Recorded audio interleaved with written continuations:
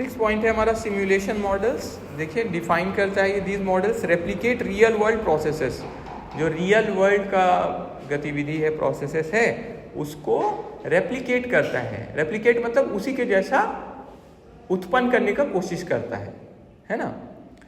ठीक है, to test scenarios, ताकि हम लोग अलग सिचुएशंस को टेस्ट कर सके और आगे क्या आउटकम होगा उसको इवेल्युएट कर सके, देख सके कितना आ रहा है।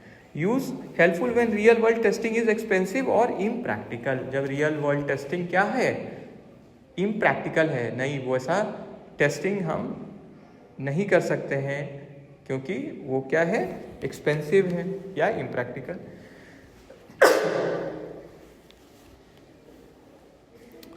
ठीक है, रियल वर्ल्ड टेस्टिंग एक्सपेंसिव है या इम्प्रैक्टिकल है, ऐसा हम नहीं कर सकते हैं।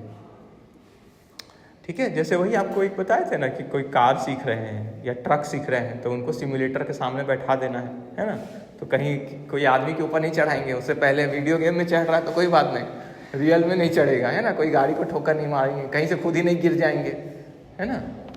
देखिए कितना एक्सपर्ट होना पड़ता है, नहीं तो क्या होता है जब हिली एरिया होता है, जैसे हम लोग सुने भी थे ना रामगढ़ में कहीं पे हुआ था, क्या हुआ था, ढलान में पीछे आ गया ट्रक ना, तो उससे थोड़ा दिक्कत हो गया, पीछे वाले लोग को क्रश कर दिया ना कार को इसमें। तो कितना, तो इसलिए अगर हम लोग पहले से सब में सीखे हुए हैं या किए हुए हैं तो उतना नुकसान होने से बच सकते हैं, है ना। तो evaluate the impact of uncertainty. ठीक है, एग्जाम्पल में देखिए, system simulation simulates operations like manufacturing system, तो मैन्युफैक्चरिंग में भी सिमुलेट कर सकते हैं हम लोग। फिर risk simulation evaluates the impact of uncertainty, ठीक है, इन फाइनेंशियल मॉडल। ठीक है, रिस्क सिमुलेशन से भी अनसर्टेनिटी का इम्पैक्ट हम लोग निकाल सकते हैं। जब अनिश्चित है चीज़ों के बारे में फाइनेंशियल मॉडल, तब क्या हो सकता है, अलग अलग आउटकम क्या आ सकता है। एप्लीकेशन देखिए, टेस्टिंग प्रोडक्शन प्रोसेसेस, टेस्ट कर सकते हैं हम लोग प्रोडक्शन प्रोसेस को।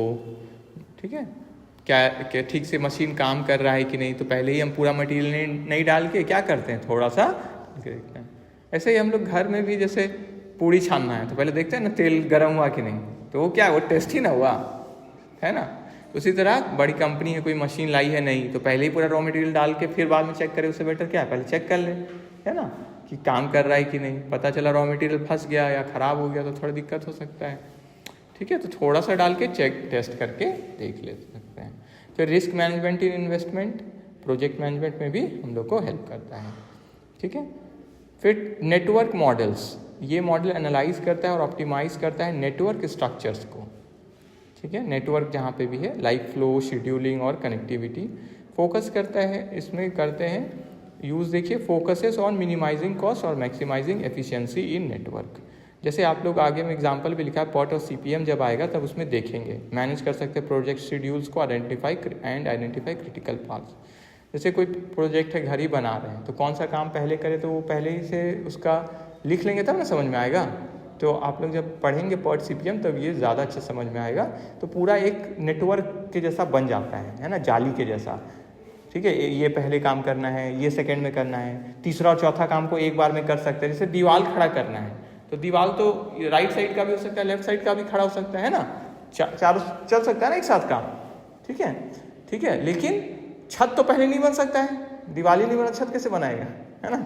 समझ में आया। तो ये क्या है, नेटवर्क करके, ताकि हम लोग समझ सके पहले कौन काम करना है। तो इसी तरह जब देखेंगे हम लोग कि कैसे होता है। ठीक है, ट्रांसपोर्टेशन मॉडल ऑप्टिमाइज करते हैं हम लोग लॉजिस्टिक्स को और रूटिंग को। ठीक है, सामान भेजने का और कहाँ से भेजने का, वो सबको। एप्लीकेशंस लॉजिस्टिक्स और सप्लाई चेन में हेल्प करता है। प्रोजेक्ट शेड्यूलिंग जैसा बात किए, है ना, कौन सा काम पहले करने वाला कोई अगर है। फिर डिस्ट्रीब्यूशन नेटवर्क में, फिर देखिए ह्यूरिस्टिक मॉडल्स, ये अप्रॉक्सीमेट मॉडल्स है जो प्रोवाइड करते हैं सॉल्यूशंस जब एग्जैक्ट सॉल्यूशंस पॉसिबल नहीं है ड्यू टू कॉम्प्लेक्सिटी। जटिलता के कारण एग्जैक्ट सिचुएशन जब नहीं निकल पाता है तो कितना लगभग आना चाहिए सॉल्यूशन, वो देख सकते हैं हम लोग। यूज देखिए, helps in solving large scale problems quickly. बड़ा स्केल का कोई प्रॉब्लम है तो उसको जल्दी से सॉल्व करने में हम लोग को मदद करते हैं। एग्जाम्पल्स देखिए, जेनेटिक एल्गोरिथम्स। जेनेटिक एल्गोरिथम्स क्या हेल्प करते हैं, ये solve optimisation problems by simulating natural selection. ठीक है। तो इसमें भी देखिए सिमुलेशन का यूज़ आ गया, नेचुरल सिलेक्शन का सिमुलेटिंग करके हम लोग ऑप्टिमाइजेशन प्रॉब्लम को सॉल्व कर सके। ग्रीडी एल्गोरिथम्स लिखा है, make locally optimal choices to find approximate solutions. ठीक है, मेक लोकली ऑप्टिमल चॉइसेस, ताकि हम लोग क्या कर सके, अप्रॉक्सीमेट सॉल्यूशन पे पहुंच जाए। एप्लीकेशन में देखिए व्हीकल रूटिंग, ठीक है, फिर इन्वेंट्री मैनेजमेंट, शेड्यूलिंग प्रॉब्लम्स में, फिर है देखिए डायनामिक मॉडल्स। डायनामिक मॉडल्स क्या हुआ, जो चेंज होता है, बोलते हैं ना डायनामिक इंसान है मतलब, या डायनामिक एनवायरनमेंट है, क्या हो, लगातार चेंज होने वाला है ना, ज़रूरत के हिसाब से जब चेंज हो जाए। These models account for changes over time, ठीक है, जो चेंजेस आए उसके हिसाब से, और एनालाइज कर सके हम लोग इवॉल्विंग सिस्टम्स को। ठीक है, नया सिस्टम कितना ज़रूरत है उसका। यूज़ देखिए useful for system that are not static, मतलब जो एक जैसा नहीं रहते हैं, और चेंज करते हैं डायनामिकली, लगातार जिसमें चेंज आते रहता है। Example, system dynamics simulates feedback and time delays in complex system. ठीक है, तो ये सिमुलेट करता है कैसा फीडबैक होगा और टाइम डिले कॉम्प्लेक्स है। मार्कोव चेन्स ये प्रेडिक्ट करता है फ्यूचर स्टेट्स, आगे क्या होगा बेस्ड ऑन करेंट स्टेट्स, अभी के हिसाब से आगे के लिए प्रेडिक्शन करते हैं। एप्लीकेशन, पॉपुलेशन स्टडीज़, कैसा पॉपुलेशन रहेगा, ठीक है। फिर inventory systems with variable demand, अलग अलग डिमांड के हिसाब से इन्वेंट्री सिस्टम। फिर कस्टमर बिहेवियर प्रेडिक्शन, कैसा उनका बिहेवियर। फिर फाइनेंशियल मॉडल्स, ये मॉडल एनालाइज करते हैं फाइनेंशियल डेटा को, ताकि हम लोग को हेल्प मिल सके किस में, इन्वेस्टमेंट और बजटिंग डिसीजन में।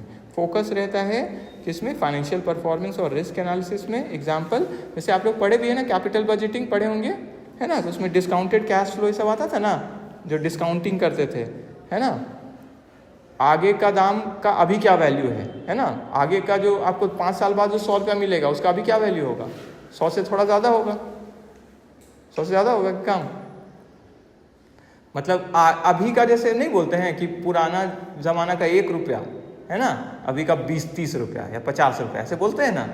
ठीक है, कि जो 1 रुपया में उस समय आता था, अभी इतना रुपया लग जा रहा है हमारा। ठीक है, तो discounted cash flow, DCF, evaluates investment decision, portfolio optimisation, balance करते हैं रिस्क एंड रिटर्न को। एप्लीकेशंस कहाँ यूज़ आता है, इन्वेस्टमेंट प्लानिंग में, budgeting, risk management. Importance of models क्या है, क्वांटिटेटिव टेक्निक्स में, सिंप्लीफाई कॉम्प्लेक्सिटी, क्योंकि ईजी स्टेप्स में उसको तोड़ देते हैं हम लोग, है ना। एनहेंस डिसीजन मेकिंग, हम अच्छे से डिसीजन ले सकते हैं। ठीक है, इन्फॉर्म डिसीजन, इम्प्रूव करते हैं हम लोग एफिशिएंसी को, बेटर अपना काम करने का क्षमता को बढ़ाते हैं। ठीक है, रिसोर्स को अच्छे से बांटते हैं और प्रोसेसेस को ठीक से करते हैं। Facilitate risk assessment, risk assessment में हम लोग को मदद करता है। ठीक है, helps in evaluating uncertainties and minimising risk. ठीक है, क्या अनिश्चितता है उसको समझने में मदद करता है और रिस्क को कम करने में। Support strategic planning, strategic planning को सपोर्ट करता है, मतलब ये असिस्ट करता है हम लोग को लॉन्ग टर्म गोल सेटिंग और प्लानिंग में। लॉन्ग टर्म स्ट्रैटेजिक इसीलिए आ गया वर्ड, है ना, आगे लंबे समय के लिए, आगे के लिए। कंक्लूजन में देखिए अलग अलग टाइप्स ऑफ मॉडल्स है क्वांटिटेटिव टेक्निक्स में, जो हमारा डिसीजन मेकिंग नीड्स को केटर करता है, मतलब आंसर करते हैं उसको अक्रॉस अलग अलग इंडस्ट्रीज में, फंक्शंस में। ऑप्टिमाइजिंग ऑपरेशन से लेके आगे तक का फ्यूचर ट्रेंड्स को प्रेडिक्ट करना और मैनेज करना रिस्क को, ये मॉडल एक इंपॉर्टेंट रोल प्ले करते हैं इफ़िशिएंट, मतलब बहुत अच्छे से और काम करने में सफल हो जाए, इफेक्टिव डिसीजंस लेने में, मतलब कहाँ पे, बिजनेस में। एप्रोप्रिएट मॉडल का सिलेक्शन डिपेंड करता है किस तरह का प्रॉब्लम है, डेटा क्या अवेलेबल है और कैसा आउटकम हमको चाहिए। जैसे हमको जल्दी पहुँचना है कहीं, बहुत जल्दी, तो वहाँ अगर फ्लाइट का ऑप्शन है तो फ्लाइट से, है ना, ऑप्शन तो जल्दी पहुँचने के लिए। हेलीकॉप्टर है तो वो, जिससे हम क्या कर सकते, तुरंत पहुँच सके। मेरे पास टाइम है तो हम बस को कंसिडर कर सकते हैं, ट्रेन, जो भी है जैसा। तो मेरे पास डेटा क्या है, कैसा आउटकम हम चाहते हैं और मेरा कैसा प्रॉब्लम है, ये सब समझ के ही हम क्या करते हैं, सही मॉडल को चुनते हैं। ठीक है, मतलब सही ऑप्शन को तो सही चुनते हैं। ठीक है, हम लोग यहीं रुकते हैं। अब हम लोग का लगभग सब थ्योरी लगभग खत्म हो गया यूनिट 1 का, जो आपके में है। एक्स्ट्रा कुछ करना हो तो देखेंगे, प्रैक्टिकल भी अब हम लोग लगता है स्टार्ट कर सकते हैं। ठीक है, हम लोग रुकते हैं यहाँ।